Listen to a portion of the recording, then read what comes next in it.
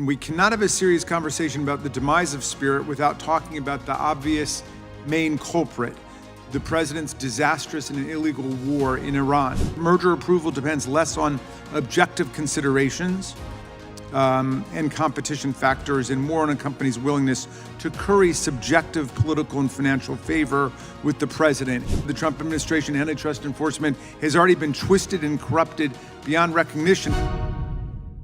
To all of our witnesses for joining us today, Spirit Airlines was once the nation's leading ultra-low-cost carrier and one of the strongest forces in the economy holding down ticket prices for consumers. It's now collapsed, and we cannot have a serious conversation about the demise of Spirit without talking about the obvious main culprit, the president's disastrous and illegal war in Iran.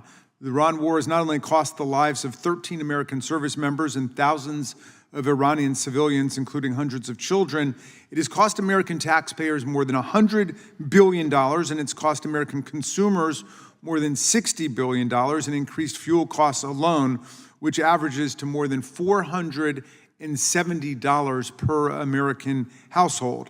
It also caused the cost of jet fuel to double overnight, forcing Spirit to take on an extra $100 million in unexpected costs in just a couple of months. For an ultra-low-cost carrier like Spirit, which operates on thin margins to deliver the best value to customers, that was a corporate death sentence.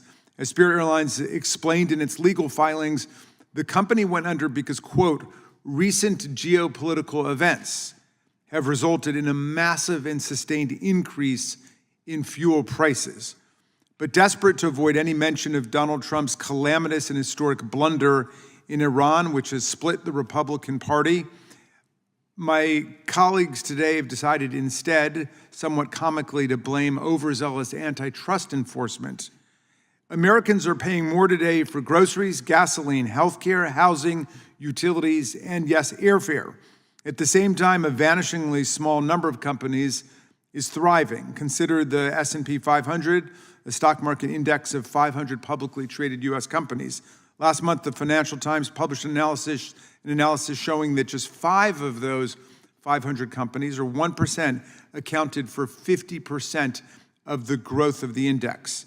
In the airline industry, the story of lopsided growth and economic concentration is the same. In 2000, the 4 largest carriers controlled roughly 60% of domestic traffic.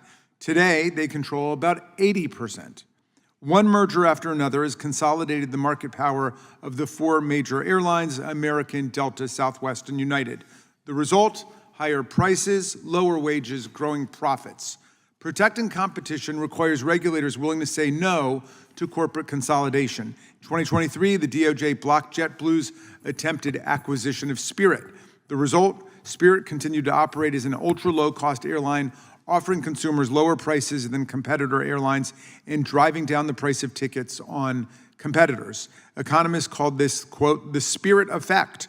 When an ultra-low-cost airline like Spirit operates a route, the price of tickets on legacy carriers like American drops by an average of 21%.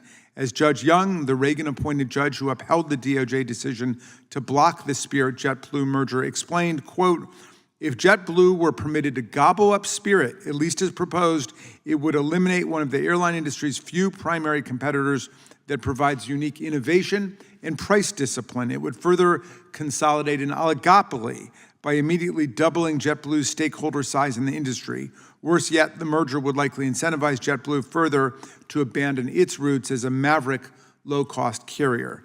DOJ's actions in 2023 protected consumers from increased costs by focusing airlines to continue competing with Spirit and its ultra-low airfares until skyrocketing prices caused by Trump's disastrous war in Iran caused the airline to collapse. Yet our colleagues have taken the wrong lesson from this story, claiming we need less antitrust enforcement rather than more. This is alarming because under the Trump administration, antitrust enforcement has already been twisted and corrupted beyond recognition. Instead of being a tool to protect competition and innovation and to prevent companies from abusing their market power over consumers and workers, it's become just one more grift perpetrated by the president and his enablers for their own purposes of wealth maximization.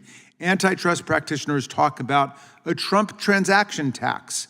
the recognition that merger approval depends less on objective considerations and competition factors and more on a company's willingness to curry subjective political and financial favor with the president and the money-making operation being conducted at the White House. The warning signs of gangster state crony capitalism are everywhere. In the last 12 months, this administration has cleared the Nexstar Tegna local broadcast merger, which will undermine the diversity of independently owned news operations, in which a coalition of state AGs has already obtained a preliminary injunction to halt. It has settled the Live Nation Ticketmaster case with terms so favorable to Live Nation that the basic sweeping harms to artists, venues, and millions of fans remain largely unaddressed. It cleared the Paramount, Skydance, Warner Brothers Discovery deal before career investigators had even completed their antitrust analysis. And every senior antitrust official who has cried foul over this pattern of concentration, including Assistant Attorney General Gail Slater at Department of Justice and her Principal Deputy Attorney General Roger Alford, has been pushed out or fired for the offense of simply doing their jobs, the jobs they signed up to do and which the law requires of them. The consequences of this antitrust corruption and pro-monopoly favoritism are simple. Corporations pass the Trump tax on to consumers.